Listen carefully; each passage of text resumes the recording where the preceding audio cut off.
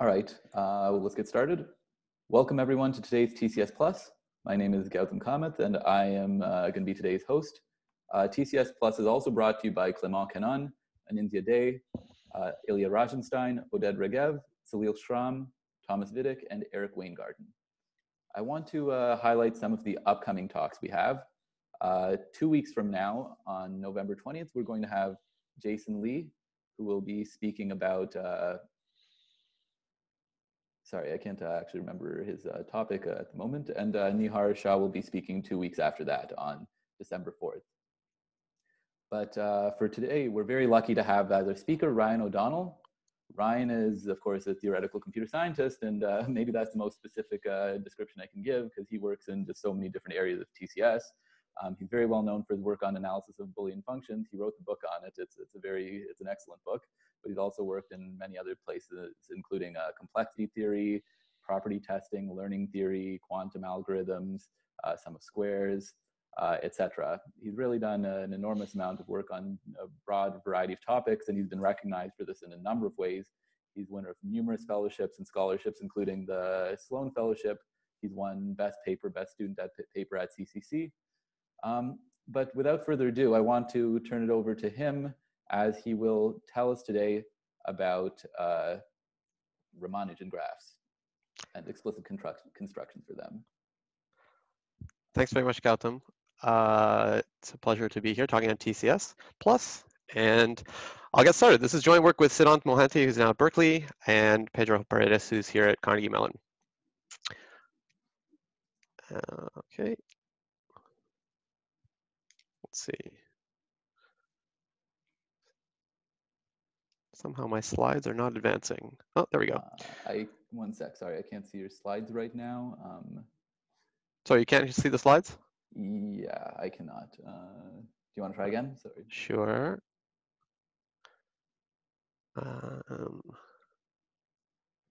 How is now? Yeah, now is good. Okay. Let's see how we're doing here.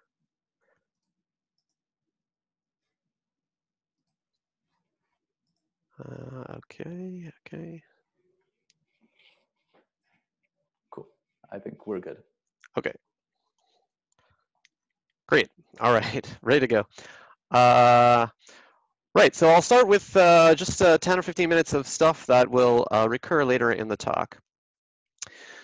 Okay, suppose you have a D-regular n-vertex graph G, like pictured, and I'll write A for its adjacency matrix. And think of D and N as fixed, like imagine fixing this specific graph and any vertex V in it. And now think of T as an asymptotically large parameter going to infinity. And I would like to ask you, how many closed walks are there in this graph that start at V and end at V? That's the meaning of closed, just they start and end at the same spot, of length T. So this is going to be a quantity which is exponential in T, and I'm interested in knowing exactly asymptotically how many it is. And if you think about it for a moment, I hope you'll agree that the answer is theta of D to the T. And the reason for that is, well, your walk is almost completely unconstrained. If it's going to be of length T and starting at V, you can walk around as much as you want, and at each step you have D choices because it's a D-regular graph. And the only real constraint is that it's supposed to be a closed walk, which means that it starts and ends at the same vertex. Remember, the graph is fixed, so you can walk for almost all of the steps, T minus N of the steps, for example, completely arbitrarily. And then, okay, you have to make sure you get back home, so that might give you no further choices. But if N is a constant and T is growing asymptotically large, and that means there's proportional to D to the T many such closed walks. And why are we interested in counting closed walks like this? Well, there's something from linear algebra called the trace method, which I won't get into more in this talk, except to say it on this one slide. And the trace method is a simple connection between combinatorics and linear algebra. And what it tells us is that if you do this counting, whatever is the base of the exponent, it'll always be some constant to the T. The graph doesn't have to be regular, but in general, it'll be some constant to the power of T. And whatever that constant is the spectral radius of the adjacency matrix. This is my notation rho of A, which means the maximum eigenvalue in absolute value. So this is one way to access the eigenvalues of the adjacency matrix of a graph through this combinatorial method of counting closed walks in the graph. Okay, now that was for undirected graphs. There's also a version of the trace method for directed graphs, and it's a little bit more annoying because if you have a directed graph, then its adjacency matrix A is no longer symmetric, which means that it doesn't necessarily have real eigenvalues, but that's okay. It still works. You have to do sort of the usual thing that you have when you have a not necessarily symmetric graph A. You have to look like A times A transpose or A star. But let me say the long and short of it is, if you have a directed graph, then what you should do is to count the number of closed walks in your directed graph where the first t/2 steps are forward and the last t/2 steps are backwards. And then it'll again be some number to the power of t, and whatever the base of that exponent is will be the largest eigenvalue in magnitude of the adjacency matrix. Okay, so I want to give you an example of this second use of the trace method. It's a little confusing, so you have to think a little bit carefully because it takes place in the setting of a deregular undirected graph. But we're going to be talking about a non-symmetric adjacency matrix. So in this deregular undirected graph G, I want to look at the non-backtracking walks in G, which is a concept that's just like it sounds. I want to look at like walks in this graph as normal, but they should have this non-backtracking property, which means that they're not allowed to immediately go back to where they came from. So it's okay, like as in this little example here, if you eventually traverse an edge in the opposite direction and you've traversed it before, it's just you're not allowed to do that like right on consecutive steps. So this is the definition of non-backtracking walks. And if you think about it, you could set up like a Markov chain or like a transition matrix that captures the non-backtracking walks in a directed graph. And the way that would work is as follows. You'd actually have you'd associate to each row and column in the matrix, which I'm going to call B, a directed edge in the graph. So we think of each undirected edge as two opposing directed edges. And we'll index rows and columns in this matrix B I'm talking about by the directed edges. So it'll be a 2m by 2m matrix if there are m edges. And we'll just put a 1 in the matrix if it's okay in a non-backtracking walk to go from this directed edge to the next directed edge. So you put a 1 if one directed edge naturally follows the other and is not the reverse of the previous one. So in that way, you can capture the non-backtracking property. So whenever you have a deregular graph G like this, I would like to think about this non-backtracking matrix, which I'll call B, which is a non-symmetric matrix. And you can apply the trace method to this setup if you want to learn about the largest eigenvalue of this matrix B. And the thing you'll have to do there, if you're following the trace method, is look at the number of closed walks in your graph, formally that start with an edge E and end with the same edge E, that involve walking for t/2 steps forwards, and then also t/2 steps backwards, and then coming to E. And we'd like to know, again, what is this count proportional to as a function of growing t. And it's similar to before, but this time the answer is going to be that it's proportional to d minus 1 to the t. Because, in this non-backtracking walk, at for most of the t steps, you can, again, do whatever you want. But each of these steps, you have d minus 1 choices. It's a deregular graph because you're eliminating the choice where you go back to the vertex you just came from.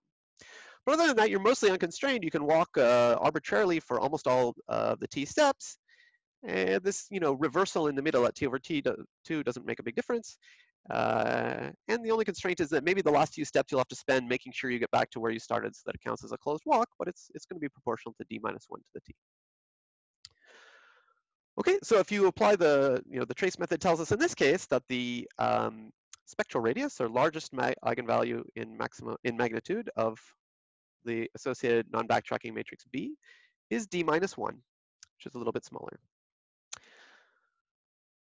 Okay, now I want to do a little twist on this. I want to consider exactly this same question in a deregular graph with no cycles. And well, there's really only one deregular graph with no cycles. I mean here the deregular infinite tree. So this is a picture of the 3-regular infinite tree. You can apply all the things I've told you so far equally well to this deregular infinite tree, but something a bit different happens in this case. So now if I pick some particular edge in it, like this one, and ask you how many closed non-backtracking walks are there in this deregular infinite tree that start with this E, they have to return to this E, And they go t over 2 steps forward and then t over 2 steps backwards. What is this proportional to?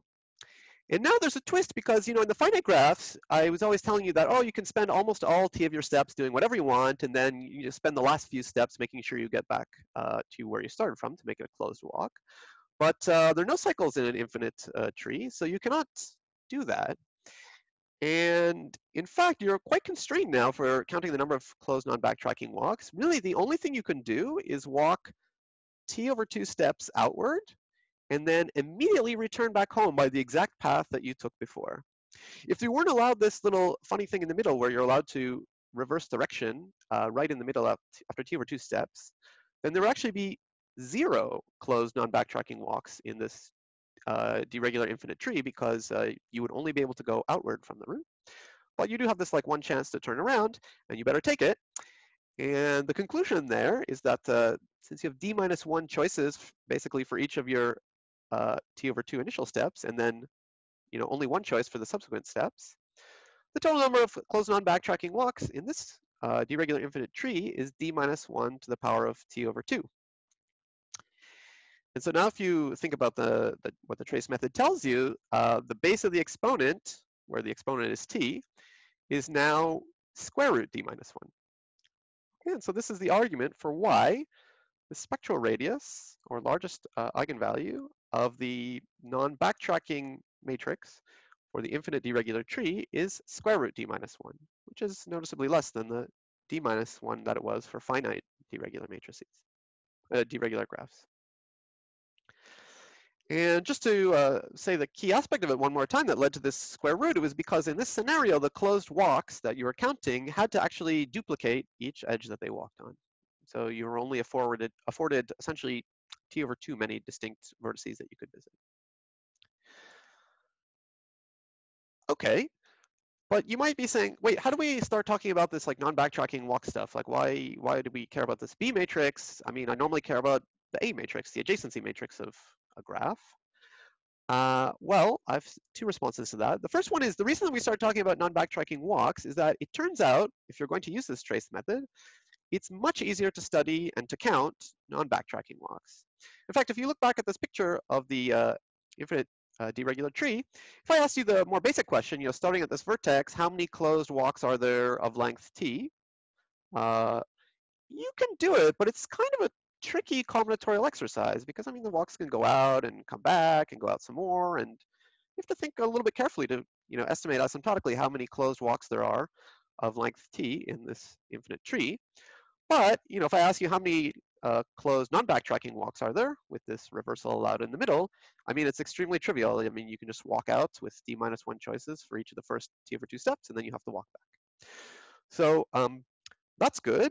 This non-backtracking walk stuff makes it easier to compute the number of closed backtracking walks. But again, I mean, what if you, care about the usual thing, the adjacency matrix? Well, there's good news for that too. Thanks to something called the Ihara-Bass formula, which I'll tell you a little bit about. So the Ihara-Bass formula basically gives you a perfect dictionary, like a one-to-one mapping for any, let's say, deregular graph between the eigenvalues of the non-backtracking operator or a non-backtracking matrix and the eigenvalues of the usual adjacency matrix. And it's exactly this. Whenever beta is an eigenvalue of the non-backtracking matrix, beta plus d minus 1 over beta is an eigenvalue of the adjacency matrix, and vice versa. So that's good in the sense that, like, it means this sort of perfect bijection, or not bijection, but dictionary between the 2 eigenvalues means that if you care about the eigenvalues of the adjacency matrix, it's sufficient to study the eigenvalues of the non-backtracking matrix. And as we saw, it's easier to do the trace method and to do the counting with non-backtracking walks. So as I said, each eigenvalue of B gives you 2 eigenvalues of A, and it's actually, sorry, it gives you 1 eigenvalue of A, and it's in the other direction. Each eigenvalue of A of this form, there's actually 2 betas that will give you this number, and it gives you 2 eigenvalues of B. And then I'll tell you some fine print. There's also, B will always have m minus n plus 1 eigenvalues and m minus n minus 1 eigenvalues. And I should add that, I didn't know this result until somewhat recently. And when I heard about it, it seemed complicated and like the proofs looked kind of opaque to me. But then I eventually came to understand that it's actually quite a trivial result. or at least it has an easy proof. And let me just briefly share that with you. Let's take the one direction of this that we're going to care about, that if this is an eigenvalue for A, then this is an eigenvalue for B. Just briefly, what is an eigenvalue for A? It's a number, and the associated eigenvector is a labeling of the vertices of the graph by numbers, such that some, eigenvector equation holds about the average of the vertex labels around each vertex. So if you have like an eigenvector eigenvalue pair for A, now supposedly you should have an associated eigenvalue for B. You need an associated eigenvector. What can you really imagine doing other than taking your eigenvector for A, which is a labeling of the vertices by numbers, and producing an eigenvector, or producing a labeling for the directed edges of the graph by labeling a directed edge by the difference of the endpoint labels. And if you do that and do like a one-line calculation, you'll see that indeed that is an eigenvector and it has this eigenvalue.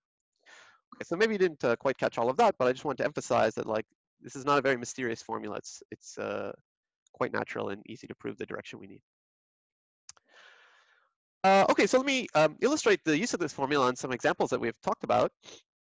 So when we were talking about finite deregular graphs, we saw that for any finite deregular graph, if you looked at non-backtracking walk matrix, it would always have maximum eigenvalue of d minus 1, because you had d minus 1 choices for each of your closed walk steps. And if you plug that into this formula, you get d minus 1 plus d minus 1 over d minus 1. It's d minus 1 plus 1, which is d. And that synchronizes with this actually very first thing I told you, that if you have a deregular graph and you care about the good old usual adjacency matrix, its largest eigenvalue is going to be d. Now let's also take a look at the infinite deregular tree, where we saw that the maximum eigenvalue of B, the non-backtracking matrix, was square root of d minus 1.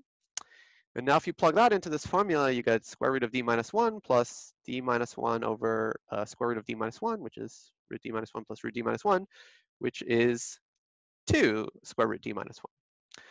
Okay, and this 2 square root d minus 1 is indeed the largest eigenvalue of the adjacency matrix of the infinite deregular tree. And maybe you've seen it before. It's kind of a famous number in this story of expanders and Ramanujan graphs and so forth. And it's going to certainly recur for us in this talk. And what I've told you so far is like the reason, what I'd like to think of as like the reason that the largest eigenvalue of the deregular infinite tree has this magic number, is this magic number 2 root d minus 1. Okay, any questions so far? Okay, well, I shall go on then. Okay, so that's the end of the overture, and now we'll go on to the main topic. And the main topic also starts with a deregular and vertex graph G with adjacency matrix A. Right, so we're going to be interested in A's eigenvalues, and we'll write them in, as usual, as lambda 1, lambda 2 down to lambda n. It's an undirected graph. They're real numbers. As we know, the largest one in a deregular graph is D, and we'll order them in decreasing order. And we'll use this terminology or this notation that's common in the study of expander graphs. We'll write lambda, in fact, boldface lambda, for the maximum in magnitude eigenvalue other than the top eigenvalue, which is always D. So this lambda 1, which is always D, is sometimes called the trivial eigenvalue. It's going to always be D for a deregular graph. And what we're going to be interested in is like the maximum in magnitude of all the non-trivial eigenvalues. Okay? It's really just the maximum of lambda 2 and the negative of lambda n. So sort of the spectral radius of A if you're allowed to like ignore the trivial eigenvalue. Okay, and it's a pretty well-known fact that the smaller this lambda parameter is, the better an expander graph G is.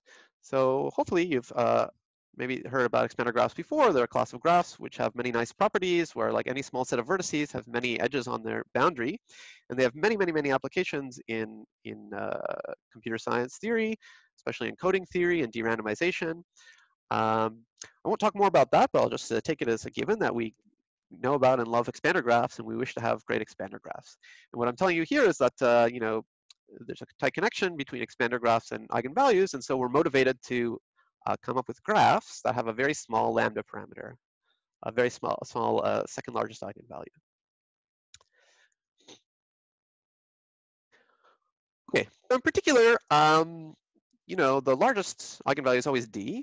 And if the second largest eigenvalue is sort of bounded away from d, let's say it's at most 0.99 times d, that makes us happy. And in particular, if you have infinitely, you know, an infinite family of graphs, or just, you know, graphs on a large number of vertices n, it's called an expander family if the second largest eigenvalue is sort of strictly bounded away from d.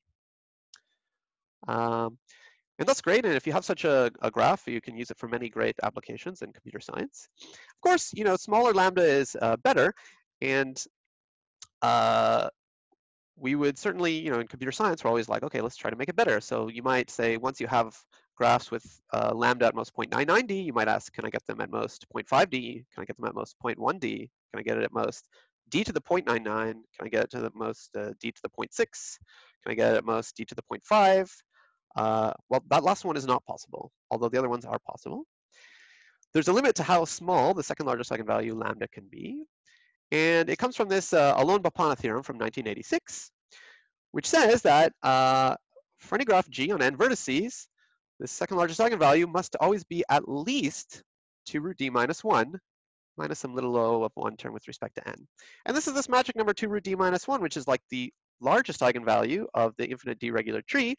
And in some sense is saying, what this Alon-Bapana theorem is saying is that, you know, no finite d regular graph can be like a better expander than is the infinite d regular tree. It's like a limit on to how good expansion you can possibly expect from a d regular graph. Okay, so in particular, you know, if you take d to be 10, so that this magic number 2 root d minus 1 is 6, then Alon-Bapana tells you that there are literally only finitely many graphs that are 10 regular and have lambda at most 5.999. Okay, so that's a bound on how great expansion can be, but if you're really greedy, you can try to say, well, that's 5.999, what about 6? So you may ask this question: are there infinitely many 10 regular graphs G whose lambda, second largest eigenvalue, is at most 6? So this is a very interesting question, as it turns out. And the first answer to this question, which was given by Lubotsky, Phillips, and Sarnak in '88, and simultaneously Margulis in '88, and maybe implicitly in Ihara 1966, is yes, if 10 minus 1 is a prime.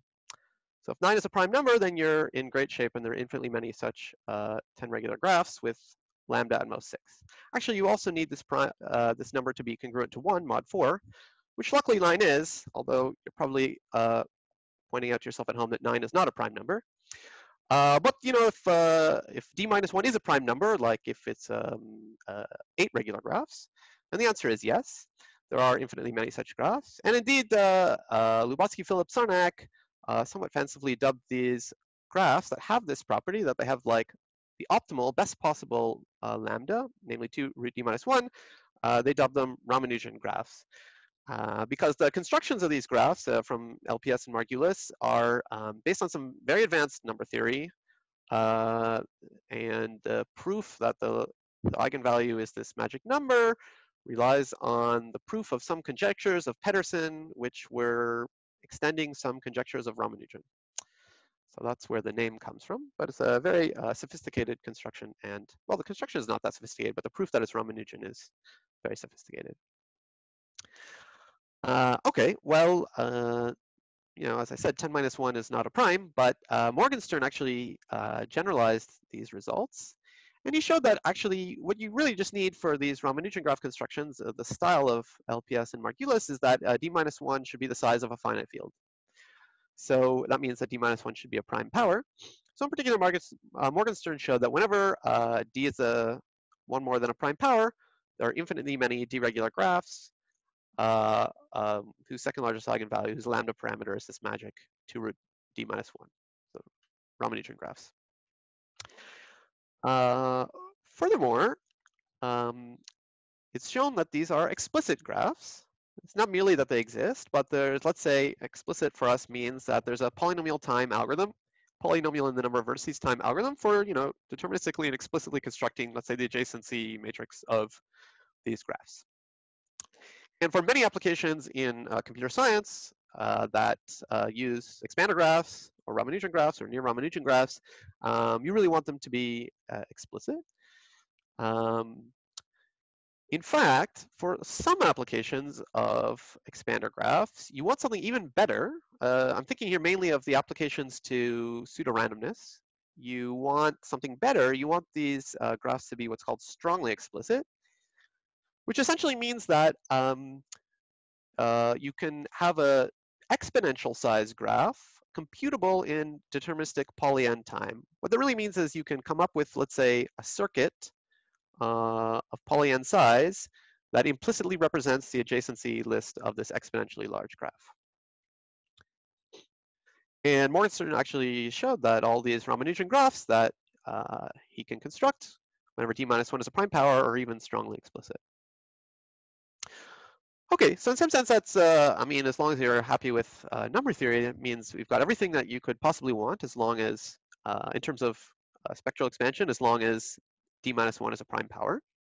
So, okay, let's be picky and ask what about when d minus 1 is not a prime power? So we'll take the smallest such case when d is 7 and d minus 1 is 6 and ask this question: are there infinitely many 7 regular graphs that have lambda at most 2 root 6?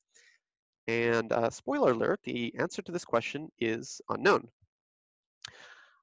But there are several almost answers to this question, and I'll review several of these almost answers to this question. Also, I'll review them slightly out of historical order. So one answer to this question comes from this recent work of Marcus Spielmann and Srivastava using the interlacing polynomials method. And that answer says that, yes, there are infinitely many 7 regular graphs that have lambda 2 at most 2 root 6. Remember the distinction here, lambda 2 is the second largest eigenvalue. Lambda is the second largest eigenvalue in magnitude. So in fact, these graphs have lambda 2 at most 2 root 6, but they're bipartite graphs. And it's a simple fact in spectral graph theory that a bipartite graph that's d-regular will always have its smallest eigenvalue equal to negative d. So these graphs don't have this lambda parameter 2 root 6. In fact, they have it, or 2 root d minus 1, they have it to be d. But they do have all their other eigenvalues other than the d and the minus d, bounded between plus or minus 2 root d minus 1. And for some applications, that's fine. Like in coding theory, you're often using bipartite, let's say Ramanujan graphs, and so you're perfectly happy with this. In some applications, the bipartite version is fine. Other applications, like if you want to use the expander mixing lemma, then you really need all the eigenvalues other than the trivial one to be bounded between, bounded away from d. And so in particular, for using the expander mixing lemma, you really want this lambda parameter to be small. Additionally, the Marcus Spielmann's Srivastava result was only existential, but then subsequently Cohen showed that these graphs can be made explicit, although not strongly explicit. Okay, so that's one answer. Here's a different answer to the question of whether there are infinitely many 7 regular graphs that are have lambda at most 2 root 6. And this was given by a famous theorem of Friedman in 2008 and a reproof of it due to Bordenov. And Friedman's theorem says the following: for every small epsilon greater than 0, a random d-regular graph has lambda at most 2 root d minus 1 plus epsilon with high probability. So graphs with this property are termed near Ramanujan. And what Friedman's theorem says is actually near Ramanujan graphs are abundant. If you just take a completely random d-regular graph, then almost surely it will have all its eigenvalues, other than the trivial one, at most 2 root d minus 1 plus epsilon. In fact, in this theorem, you can even make epsilon like a slightly a slightly subconstant value going to 0 with n. So that's comes close. That's great too, and it works for all d, as did the Marcus Spielmann-Srivastava result.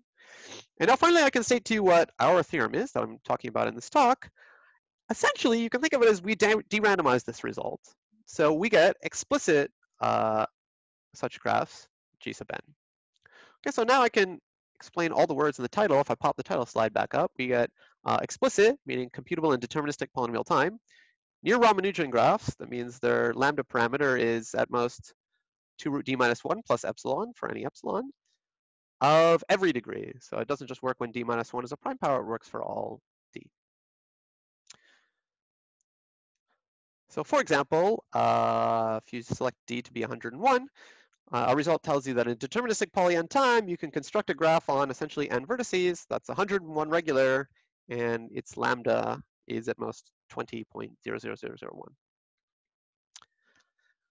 Okay, any questions about that? Okay, I shall go on then. Okay, before getting to it, let me say a few more things. Our result is not strongly explicit, but it is does have some intermediate property called probabilistically strongly explicit, which is introduced by Bilu and Lineal, which I'm actually not going to read the slide. If you're watching this not live, you can pause your YouTube video now and read the slide to your heart's content. Let me just say briefly what it shows. What we show is this intermediate thing, which is that there exist exponentially large near-Ramanujan graphs, which can be, implicitly controlled or defined by a poly-size circuit. So there's like a exponentially large near-Ramanujan graph whose adjacency matrix is implemented by a poly-size circuit. So it has that aspect of strongly explicit, but we don't know how to construct that circuit deterministically and efficiently. We only know how to construct it randomly and efficiently. So we have a high probability construction of this. So it has like sort of one aspect of the strongly explicit, sort of the exponentially large size, but not both aspects. But it's not hard to show that this is actually intermediate between strongly explicit and just good old explicit. So unless there are people who really want to hear more about this, I'll just leave it at that. And in the remainder of the talk, I'll just pretend that our only goal is to get explicit. Okay. I also should mention more prior work on the subject of achieving kind of towards Ramanujan graphs or very strong spectral expansion graphs in methods that work for either for all D in particular, or maybe that avoids sophisticated number theory. So the zigzag product is one way you can get eventually you can get D regular graphs for any D whose lambda is kind of close to Ramanujan. It's like square root D times some D to the little of 1. And Bilu and Lineal had a different method using iterated lifts that achieves the same thing with a slightly better lambda, but it's only probabilistically strongly explicit. On the other hand, if you don't mind using number theory, but you really have a burning desire to get it to work for all D, then there are various tricks you can do. And one thing that was pointed out to us by Alon in unpublished work that from the 90s, in fact, he showed that if you like add LPS/Margulis graphs of various degrees together, you can actually get strongly explicit deregular graphs that for any D that have a pretty close to the magic number eigenvalue bound. So in particular, you can get them with lambda like 2 root D minus 1 plus little o of square root D. And what the little o of D is, it depends on like, what's known about the distance between consecutive primes. So you can see unconditionally of this and conditional on Kramer's conjecture of this. So you can get pretty close, but these are things that only work, in some sense, they only make sense for like asymptotically large D. So these O's are hiding inexplicit constants. And so like if you want to think about D equals 7, then these results don't exactly make sense. Last thing I want to mention on this slide is just to highlight this iterative lifts construction of Bilu lineal, because as you'll see, our method of the method we use to achieve our result, which just to remind you is like getting this but with epsilon here, follows this iterated lifts methodology.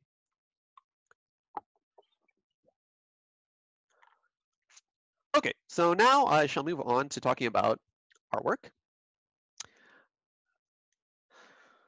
So as I said, you can think of our result as a de-randomization of Friedman's theorem that says that a random deregular graph is near Ramanujan with high probability. And let me tell you a little bit about this. So Friedman's theorem is famously a little bit complicated. This paper is like 100 pages long, and I must admit that I have not read it. And about a decade later, Bordanov gave a new proof and a simplified proof of Friedman's theorem, which is still not simple, but it's 30 pages long, so that's a plus. And this is my humble brag for the talk. I have read this paper, and I understand a lot of it. I can understand maybe 70% of this paper, which turned out to be good enough for our project. Now, to start talking about how we do our de-randomization of this result, one thing is that we We're mainly guided by Bordanov's version of the proof. One thing I can tell you is that with almost no understanding, let's say 10% understanding of Bordanov's paper, you can achieve what I will call a weak de-randomization of his proof of the random result using sort of very standard off-the-shelf pseudo-randomness tools. So first of all, what do I mean by a weak de-randomization? That's what I mean by this. It's deterministic, but it does not run in polynomial time. It runs in quasi-polynomial time, n to the log n time. The off-the-shelf, very standard tool that you use to achieve this is what's called log n wise independent permutations. The reason actually that random or log n wise independent random permutations come up is if you think about how do you actually make a random d-regular graph, what you do is you plunk down n vertices and you draw like d half edges coming off of each vertex, and now you have d times n like half edge endpoints, and then you want to just put a random matching on them. And how do you choose a random matching? It's basically the same. A matching is like the same as a permutation. You pick a random permutation and match, let's say, consecutive things. So the standard way to make a random d-regular graph involves choosing a big random permutation. And if you instead use a log n wise independent permutation, which is a sort of standard de-randomization tool, it's not very hard to see that this gives you quasi-polynomial time de-randomization of Bordanov's. Let me just say briefly to the super experts out there, you might think that you could achieve this with 0% understanding of Bordanov's theorem just by or Friedman's theorem by de-randomizing the statement. If you're quite sophisticated, you might think, okay, the largest eigenvalue, I'm going to use the trace method in expectation. I'll take the power to be log n, so then it should be sufficient to use log n wise independent permutations. Again, still for the experts, but there's a problem because actually the generic trace method doesn't work for the construction in Friedman. It's sort of the whole point. The trace is too large so the expected trace is very large, too large than it should be, but only with small probability. So there's some bad event which causes the trace to be very large, and you have to get around that. All of which is to say, it's not super automatic that you can de-randomize this statement using this log n wise independent permutations tool. But, if you spend 10% effort getting to know Bordanov, you see that, oh, the only thing I really need to do is de-randomize the proof of lemma 11. And then the statement of lemma 11 is about something that happens in expectation, about a random permutation in a polynomial of degree log n. And so you're like, oh, great, that's that. Okay, so why am I telling you all of this about sort of an unsuccessful way to de-randomize Bordanov's proof of Friedman's theorem? Well, the reason is that we're going to use this. So you see, one thing that you can do with this fact is you can pick a small n, let me call it n0, with a property that, quasi-polynomial in n0 is poly n. So in particular, if you pick n0 to be 2 root log n, where n is the goal number of vertices in the graph you're trying to construct, then n0 to the order of n log 0, n0 is polynomial in n. So you can use this weak de-randomization with off-the-shelf tools, excuse me, to de-randomize this, and thereby in your budgeted time, deterministic polynomial in n time, you can make a small near Ramanujan deregular graph on 2 to the root log n vertices. Okay, so that's kind of good, except this graph is much smaller than the graph that you're trying to obtain, an n-vertex graph. But it's going to be a good start for us. And it also affords me the opportunity to mention that there's one more thing that you'll get out of this result, which is that this small graph, g sub n0 that you construct, will also have a property that I'm going to call the no bicycles property. And I'm not going to tell you what the no bicycles property is until later.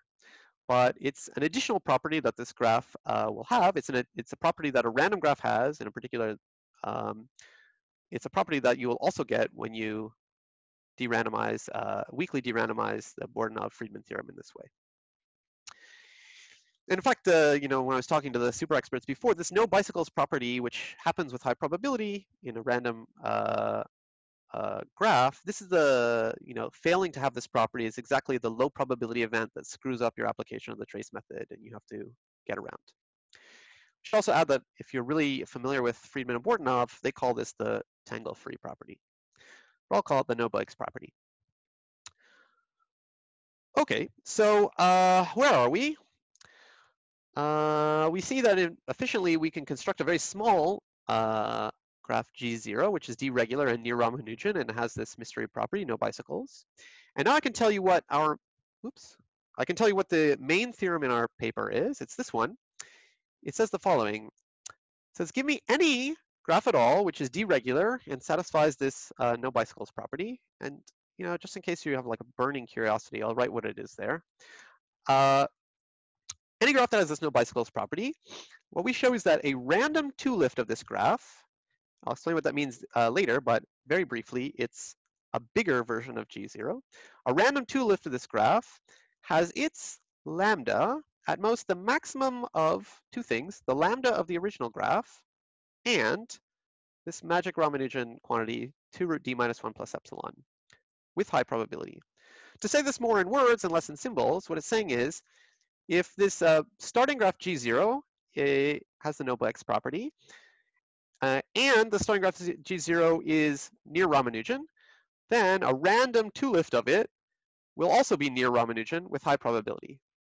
And there'll be like no loss or anything in the nearness, like if this guy's eigenvalues are bounded by 2 root d minus 1 plus epsilon, then so too are these guys. And so I'll make this clearer later, but you can see how this maybe can help us take this small near Ramanujan graph that we start with and like make a bigger near Ramanujan graph, and then maybe we can make an even bigger near Ramanujan graph, and so forth. So that's actually, in fact, going to be the plan. Ryan, how much bigger is the random two-lift? Good. I'll say in 1 second, but in fact, I'll say now it has twice as many vertices. Yeah, so in fact, I'll say all that in just 1 second, but I must also say that this is similar to, as I mentioned, the strategy from this bilineal paper. I mean, again, I'm not going to get into the details here, but they also proved a theorem showing that if you have any deregular graph that had some kind of, this is some kind of expansion property, different from our no bicycles. If there's some kind of expansion property, and you make a random two-lift, which I'll explain what that is in a second, then you get a similar conclusion, but like with a weaker bound, instead of this 2 root d minus 1, you get like root d times polylog. Okay, so I just wanted to mention that to show that we did something similar in spirit to bilineal, but with an alternate assumption and a stronger conclusion. Okay, but let me now go back to some more basics. So to your question, Gautam, one thing that we'll see, and I'll say what a random two-lift is in a second, but in particular, if you have any deregular graph G and you make any two-lift of it, then the new graph will be also deregular, and it will have twice as many vertices. It's also true, you won't be able to see this now, but it's also true and easy, as it turns out, that if G0 has this no bicycles property, then any two-lift will also have the no bicycles property, which is good. Because it's good because like sort of that means we're now ready potentially to like apply this result again. Like, oh, we have a bigger deregular graph. It's near Ramanujan maybe, and it also has the no bicycles property, so we can do another random two-lift and then another random two-lift. All of which sounds good. You're making bigger and bigger near Ramanujan graphs, but you might say, wait, this is supposed to be about like de-randomization, and you're telling me about a random two-lift. Well, this third bullet point addresses this. It turns out that once you prove this main technical theorem of ours, if you again look at its proof, and you're not a de-randomization expert, like I do not consider myself a de-randomization expert, but if you just take like extremely off-the-shelf basic tools from 25 years ago, namely almost log n wise independent strings, it's like very clear and obvious that you can de-randomize this theorem in deterministic polynomial time using this almost log n wise independent strings. And that's good because it means you can, turn this statement about like, oh, a random lift with high probability gives you a twice as large near Ramanujan graph into, oh, there's a deterministic polynomial time way to make a twice as large near Ramanujan graph. Okay. And let me just add, why is it that like, oh, this off-the-shelf tool is like super great and gave us Polynomial time, whereas the other thing you told me only gave us quasi-polynomial time? Well, here, as you'll eventually see, when you do a two-lift of a graph, what you basically are doing is you're going through every edge in the graph and making a Boolean choice for each edge about how to two-lift it. And so what you need when you're doing a two-lift is a uniformly random string. Whereas what I was telling you before, when you make a random deregular graph, the base thing you need is a random permutation. And it's just a fact that, like, our off-the-shelf tools for de-randomization are like super great for constructing really high-quality pseudo-random strings, and like only kind of okay, not super great, for constructing high-quality pseudo-random permutations. So that's the sort of the difference in why this theorem is like much easier to successfully de-randomize. Okay, so with all of that said, I can sort of now show you the picture of how the overall de-randomization works, and I've sort of alluded to it, so maybe you can imagine this picture. The way it's going to work is the first step we'll in deterministic polynomial time sort of weakly de-randomize Bordanov. This is this piece where we make a graph on 2 to the root log n vertices, where n is standing for like our desired final graph size. That's deregular, and it has this no bicycles property, and it's near Ramanujan. Okay, so that got us started. And then we can repeatedly apply our main theorem from the last step from the last slide in its de-randomized form. So we'll, again, in deterministic polynomial time, do a de-randomized two-lift that makes a graph on twice as many vertices. It's still deregular. It's still got the no bicycles property. It's still equally near Ramanujan. And then we can basically do it as many times as we want. So we make another two-lift and another two-lift. And we keep going until we have essentially an n-vertex graph, which is deregular, and near Ramanujan, which is our desire. It still has the no bicycles property, but we don't need that anymore. So that's the plan.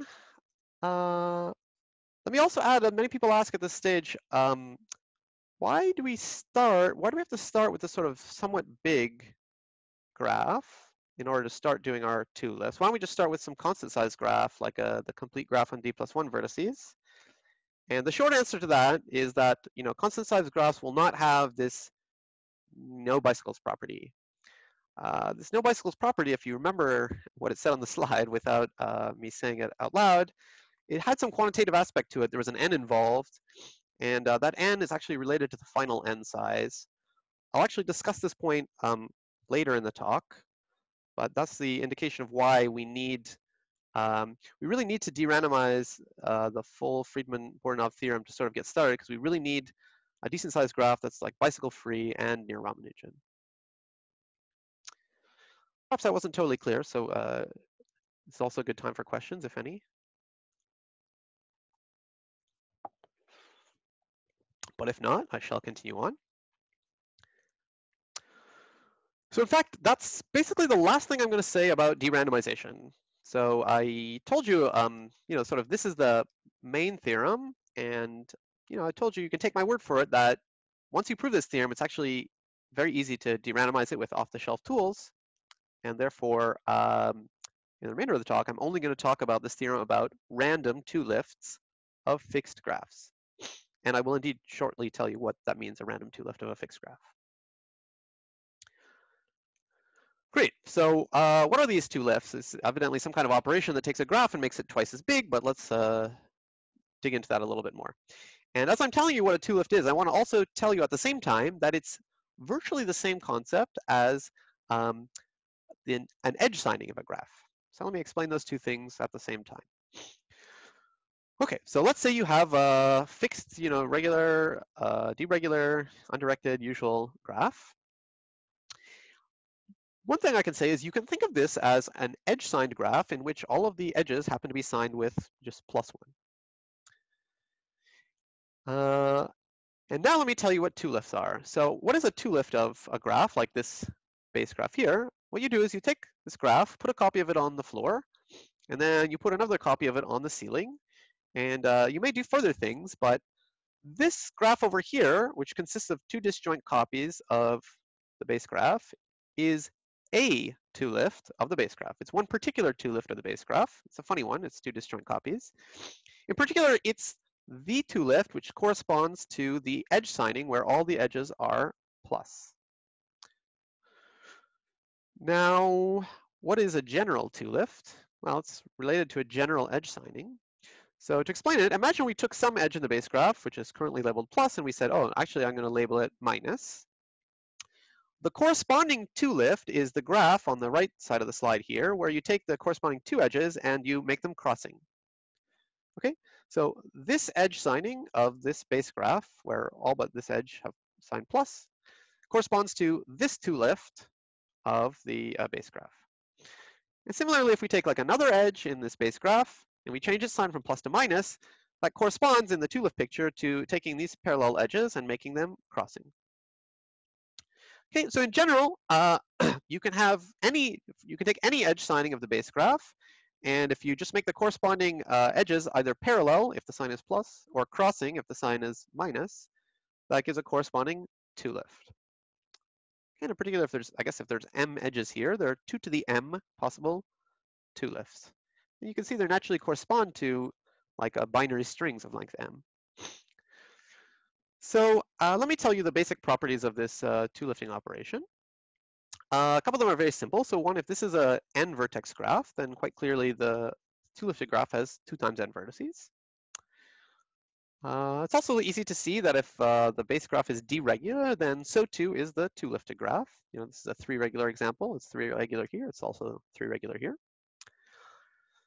Okay, the next property is connected to eigenvalues, and it really explains why 2-lifts are intimately connected with edge signings. Oh, sorry, I said one thing about order. It turns out that it's also true that if this base graph is bicycle-free, then any 2-lifted version of it is also bicycle-free. Let me say a few words here so it doesn't sound so mysterious. I'll explain this properly later, but just briefly for now. This bicycle freeness is about like lacking cycles. I mean, it's not the same as having large girth, but maybe you imagine it's vaguely similar to that, like no short cycles. And the fact that, you know, if you take a no bicycles graph and lift it, the result is also no bicycles.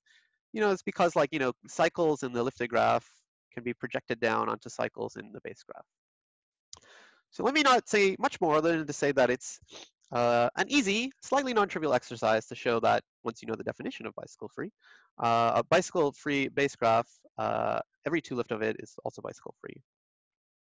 Actually, it's funny, when we were first doing this, we thought that this was totally trivial, and we wrote that it was so. And then one of my co-authors pointed out that it's not completely trivial. And then we had a heart attack, and we thought the whole paper was broken. But then my co-authors luckily found that it's really almost trivial. You know, instead of a 1-line argument, it's a 1-paragraph argument. That's good. Great. So good. The last property that I mistakenly advanced to was concerning the eigenvalues of lifts of a graph and how that connects to edge signings. So let's give some notation. Let's call the base graph g sub 0, and let's call 2-lift of it g sub 2, and let's call the edge signed version of g0, we'll call it g sub plus or minus. And here's a key fact, which is a simple fact. It's from the Bilu lineal paper also, but it's a key fact, and it tells you what are the eigenvalues of the 2-lifted graph. It says the eigenvalues of the 2-lifted graph is equal to the eigenvalues of the original unsigned base graph, more properly, the eigenvalues of the adjacency matrix of the original unsigned base graph, together with new eigenvalues, which are the eigenvalues of the signed graph, or more accurately, the eigenvalues of the signed adjacency matrix corresponding to the edge signing. So whenever you have a graph and you put some signs on the edges, you naturally can change the 1s in the adjacency matrix to -1s where appropriate. That's the signed adjacency matrix. And this basic fact is that the eigenvalues of the 2-lift unsigned graph, of which there are going to be 2n, because it's a 2n vertex graph, consist of the n eigenvalues of the original plane graph G0, together with the n eigenvalues of the edge-signed adjacency matrix, where you know it's the edge signing corresponding to the 2-lift. So that's great, and let's think about what that means for this whole near-Ramanujan business. So your starting graph, or your G0, it's d-regular, and we know that every d-regular graph has a trivial eigenvalue of d. So the eigenvalues of G0 are going to contain d for sure, and that particular means that eigenvalues of G2 are going to contain d for sure. But that makes sense also because G2 is also just a regular old d-regular graph, so we know it's going to have d in its eigenvalues for sure. But in our construction, what we're cooking up all along is that the graph that we're planning to lift, G0, has all its other eigenvalues, at most this near-Ramanujan quantity in magnitude, 2 root d minus 1 plus epsilon. So if our goal is to have G2 have the same property, namely, okay, it's got the d eigenvalue, and all its other eigenvalues are at most 2 root d minus 1 plus epsilon, then what we need is all of the eigenvalues of the signed adjacency matrix to be at most 2 root d minus 1 plus epsilon. Okay, so just to repeat, if G0 is near Ramanujan and deregular, then G2 will be near Ramanujan and deregular, if and only if the edge signing to which G2 corresponds has all of its eigenvalues, at most 2 root d minus 1 plus epsilon. So its spectral radius should be 2 root d minus 1 plus epsilon. Okay, and that's possible because G plus or minus is like a signed adjacency matrix, so it doesn't necessarily have this trivial eigenvalue of d. Okay, so I hope that makes sense to you. Good. So now if you remember our main technical theorem that I told you, given any deregular graph, as long as it has this no bicycles property, then a random two-lift will basically be near Ramanujan if G0 is near Ramanujan with high probability. Just to say this in the edge signing language, what we need to show here is that given any bicycle-free D0, a random edge signing of it will produce a signed adjacency matrix whose spectral radius is at most 2 root d minus 1 plus epsilon with high probability, whose all of whose eigenvalues are bounded by 2 root d minus 1 plus epsilon. Okay, so this was just getting our main technical theorem into the language of random edge signings rather than random two-lifts. Okay, so this is our actual main technical theorem as we eventually state it.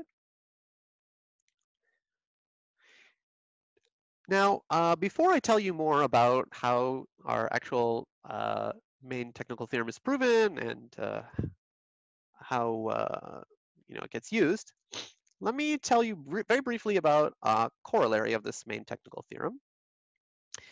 And the corollary is this. Imagine you take a random, this is a little bit confusing, but just bear with me.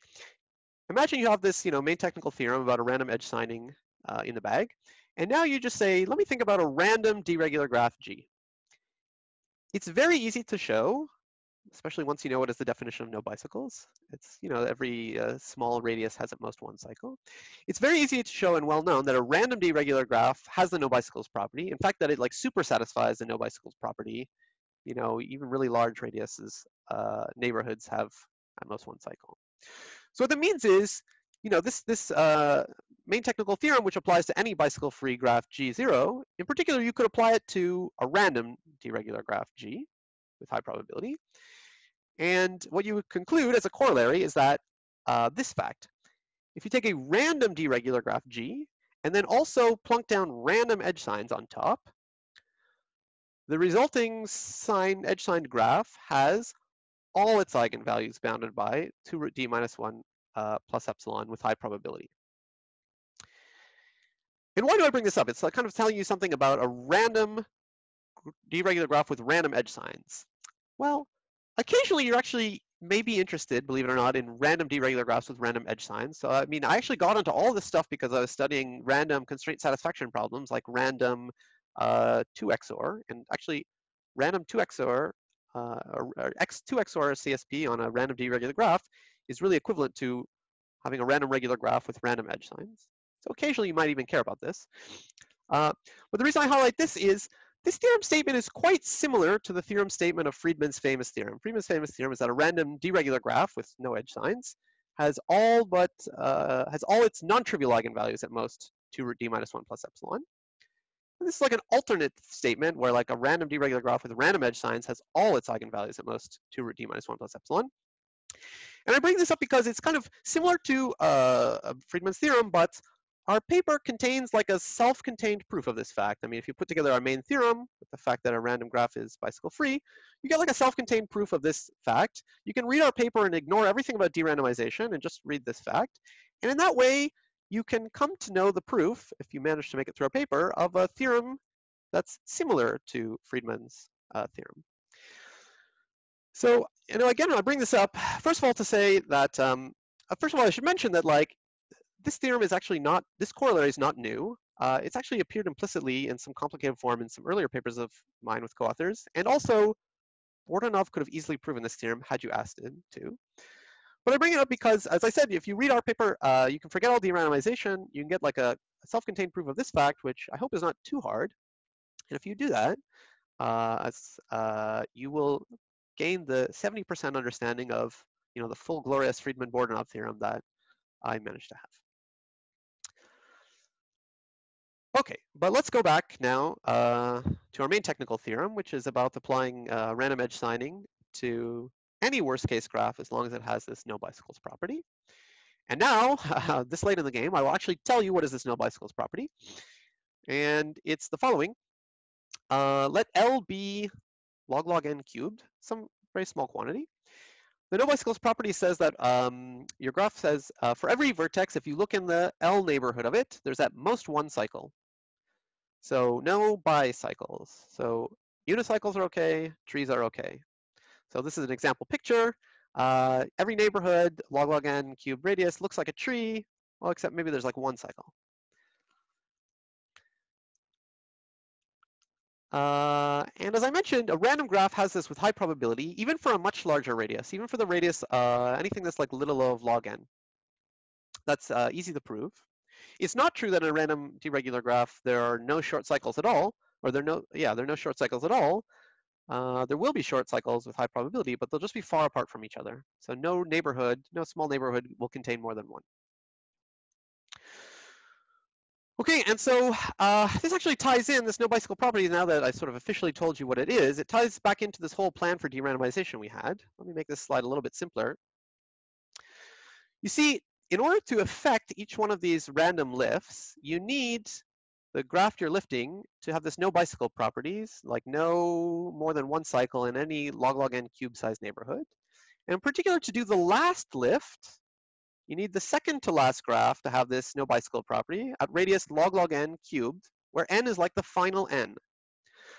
But we don't know how to improve this no bicycles radius as we go along.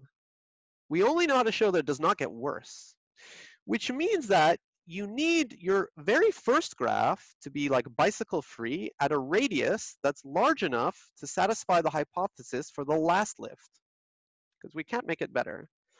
Luckily, you're okay.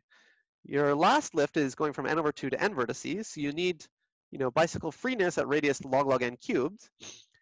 But your initial graph is like, it's like we de-randomized a totally random graph, which I told you is bicycle free at radius around log of the number of vertices. The initial graph had 2 to the root log n vertices. Log of that is like root log n, and that's luckily more than enough to cover the final bicycle free radius of log n cubed that we need. So that's how that technicality works. Okay, so this is the official statement of our main technical theorem. Let G be a deregular n vertex graph where every log n cubed neighborhood has at most one cycle, then a random edge signing has spectral radius at most 2 root d minus 1 plus epsilon with high probability. Now, I would love to tell you the proof about this graph, but I have like 0 minutes left. So I can merely, I have like two slides left, tell you some hints on the proof. The first hint on the proof is we want to bound the spectral radius of this randomly edge-signed base graph. And we're going to use the trace method. And if you remember way back to the beginning, I told you that it's much easier to do the trace method. We look at non-backtracking walks rather than regular walks. So we're going to want to use non-backtracking walks. And luckily, this E-Harbas formula tells us we can understand spectral radius of the graph we care about in terms of the spectral radius of the non-backtracking operator. And in particular, this root d minus 1 turns into 2 root d minus 1. And the C-Harbas formula also holds for edge sign graphs. So all of which is to say, it's going to be sufficient for us to try to show that the non-backtracking operator of a randomly edge signed version of G has all its eigenvalues at most root d minus 1 plus epsilon. And what does it mean, the trace method on a randomly or any edge sign graph? So we're going to be using the trace method in expectation. So we're going to be counting non-backtracking walks in the edge signed version of G, or randomly edge-signed version of G. And what does it mean to count closed walks here? Well, when the edges have signs, the right thing to do is to count a closed walk with a sign as well, which is equal to the product of the sign along the edges in the walk. And now a great thing happens, because if you take any closed non-backtracking walk in your base graph G, and you put random edge signs down, then in expectation, the product of the edge signs along this closed walk should be 0, because all of them are plus or minus with equal probability, except for there's a small catch. If the closed walk happens to go over every edge an even number of times, which is very rare, but if it does, then these random edge signs, they'll always be contributing like a square or a fourth power or whatever, and they'll be contributing 1. But the good news is, when you do this trace method in expectation with random signs, almost everything drops out on expectation, and you find that all you have to do is count in your base graph G. Now forget signs, you need to count in your base graph G the number of non-backtracking closed walks of some long length t that use, for every edge they use it an even number of times. In particular, we're just going to use that every edge they have to use at least twice. So these are sort of like heavily duplicative closed random walks are all we need to count now. And finally, how did this root d-1 savings come about in the infinite deregular tree? It was because of this exact same property that there, the only closed, non-backtracking walks that were even available to count were ones that reduplicated each edge. And so a similar phenomenon is going to happen in here when we're trying to count these closed walks in your base graph G, where every edge that's used is used at least twice. Basically, you have a length t walk, but if you have to use every edge twice, you can really only visit like t/2 vertices.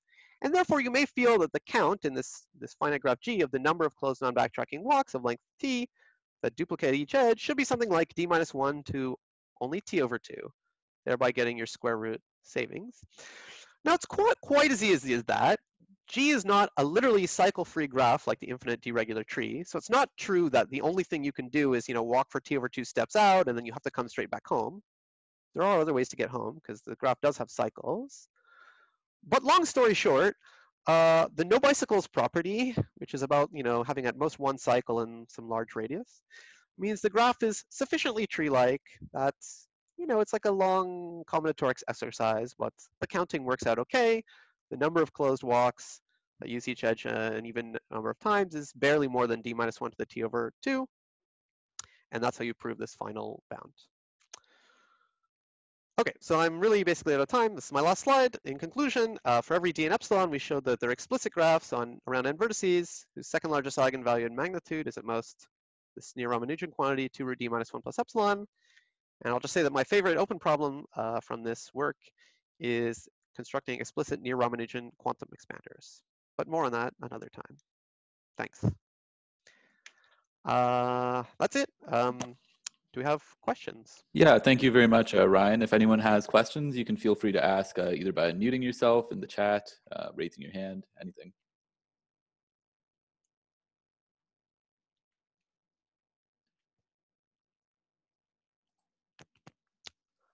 I have one question. I was curious, so you mentioned this is not a strongly explicit construction. Mm-hmm. Is there any, can you give an example of what type of application you think would be, like, where would we need a strongly explicit construction? Good question. Strongly explicit constructions are mainly needed in de-randomization applications. Yes, there's an application to, I don't know much about this, but some people have constructed cryptographic hash functions from Ramanujan graphs. It's somewhat popular. And there, it's interesting, what you really need is the half of the definition of strongly explicit. That's about being able to control an exponentially sized graph. They want graphs on 2 to the 256 vertices with a polynomial sized circuit. There, maybe you might care less if you merely only have a high probability construction of such a situation. But for de-randomization applications, you really want the full strong explicit. And I must at this point confess a small secret, which is I'm not really aware of an application where you really have a burning desire for like Ramanujan or even near Ramanujan graphs. For example, I don't know any application, sort of like any practical application, where having a spectral radius of non-trivial eigenvalues bounded by order root d would not be fine. But for aesthetic purposes, you would like to have it all, and we have still a little bit missing on these angles. Sure, no, I definitely agree. I think it's a pretty beautiful result. All right, any other questions? If not, I'm going to take us offline in a second. I just want to remind you that 2 weeks from now, we have Jason Lee, who will be speaking about K-cuts, and 4 weeks from now, we'll have Nihar Shah talking about battling demons in peer review. But for now, that's everything. Thanks. Thanks, Gautam.